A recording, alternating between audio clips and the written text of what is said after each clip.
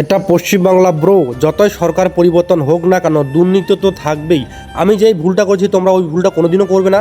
যদি তোমরা কেরালা আসতে যাও তাহলে ডাইরেক্ট ট্রেনে চলে আসবা, কাটাকাটি ট্রেনে কোনোদিনও আসবা না। যাই হোক, আমি আমার জীবনে কোনোদিন হাওড়া ব্রিজ দেখিনি, আজকেই প্রথম দেখলাম। হাওড়া ব্রিজে অনেকক্ষণ সময় কাটালাম, তারপর ছবি তুললাম, তারপর চলে গেলাম হাওড়া প্ল্যাটফর্মে গিয়ে টিকিট কাটলাম। আর টিকিট কাটার পর আমরা জানতে পারি আমাদের ট্রেন আছে 3:30 বিকালবেলা। আর হাওড়া স্টেশনে জেনারেলে যে পরিমাণে ভিড়, আমরা তো কোনো কিছু জানি না হাওড়া স্টেশনের সম্বন্ধে, যে জেনারেলে যেতে গেলে তোমাদেরকে মনে করো যে ব্যাগগুলো লাইনে লাগাতে হবে, না হলে পুলিশ তোমাদেরকে উঠতে দিবেই না লাইন ছাড়া। আমরা তো জানি না। আমরা সকালবেলা খাওয়া দাওয়া করে বিন্দাস একদম শুয়ে পড়েছি, পাক্কা 2টার দিকে ঘুম থেকে উঠেছি।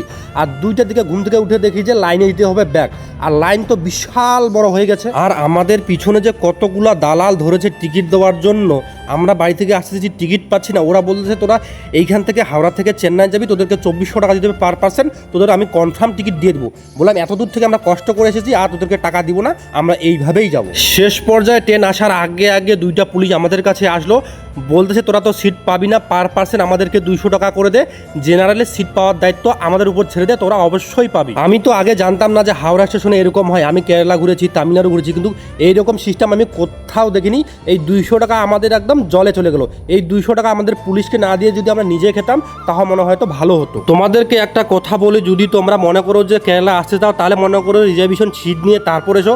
জেনারেলে কোনোদিনও আসো না ভাই, চোখের জল বের হয়ে যায়, পা ফুলে যায়, পেশাব যে করতে যাবো ওই সাহসটাও পাই না, বাথরুমের যা অবস্থা। আমি আমার জীবনে আমার লাইফে আর কোনোদিনও জেনারেলে যাব না। যদি যেতে না পারি তবুও ক্যান্সেল করবো ভাই, তবুও জেনারেলে যাবই না।